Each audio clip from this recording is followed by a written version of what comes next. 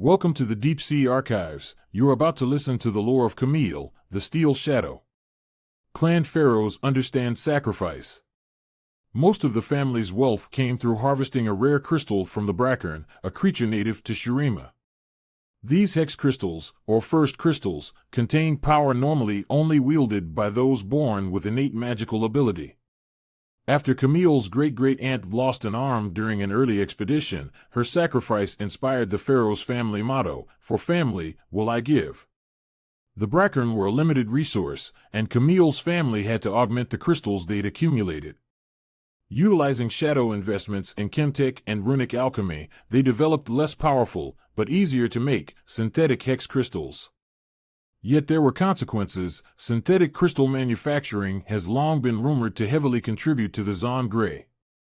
Furthermore, it was only through espionage, intimidation, and murder that clan pharaohs held its monopoly on this priceless commodity and ensured its uninterrupted production in Zon, maintaining the family's place in Piltover's illustrious Blue Wind Court.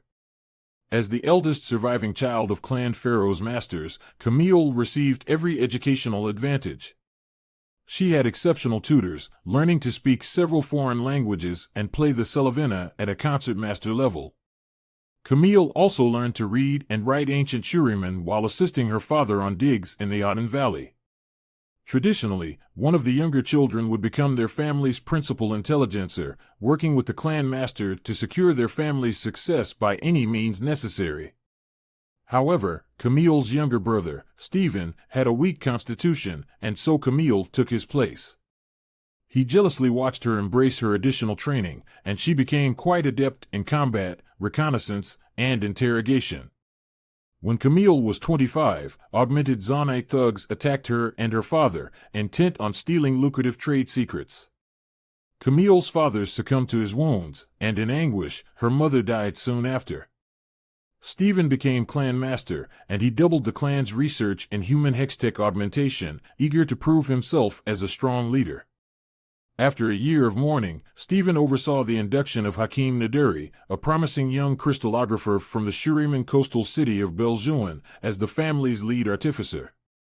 Camille requested hextech augmentation from Hakim to push her beyond her human limitations. Hakim was instantly enamored with her, and they bonded over the preparations and late-night stories of Shurima, and eventually, Camille returned Hakim's feelings. Their affair grew reckless, as they knew the surgery would conclude their time together. Hakim would move on to other projects, and Camille would once again be fully committed to the principal intelligencer's duties. More than that, Hakim worried that in carving away Camille's heart, he might remove her humanity. Days before Camille's operation, Hakim proposed marriage and begged her to run away with him.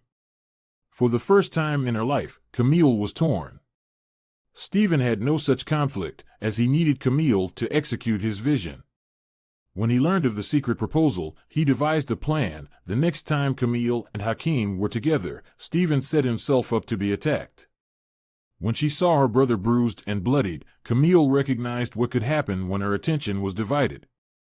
Hakim pleaded with Camille, but she wouldn't listen. For family, she would give. She ended her relationship with Hakim, insisting her surgery go forward. He was the only one who could safely perform the operation, and so he excised Camille's heart and replaced it with hextech, then resigned. When she awoke, the lab she and Hakim had shared was abandoned. Camille focused on her work.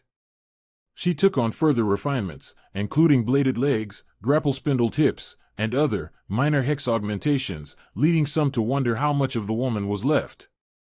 And as clan pharaohs amassed more power and wealth, Camille's missions became darker and more deadly. Thanks to her hextech heart, she did not age, but the years were not so kind to her brother. Yet even as Stephen's body grew more frail, his iron grip on the clan remained. Eventually, Camille uncovered the depth of Stephen's betrayal and realized his machinations were no longer in the family's best interests. In that moment, she discarded the last sentiment she felt toward her brother. After installing her favorite grandniece as clan master, Camille now runs the family's public affairs as well as its more shady operations. As a solver of difficult problems, she embraces her more-than-human transformation and the cutting judgment it affords her, but a strange, mournful keening in her Hextech heart may yet prove a troubling portent. Regardless, Camille refuses to sit idle, and gains invigoration from well-executed industrial espionage, a fresh brewed cup of tea, and long walks in the gray.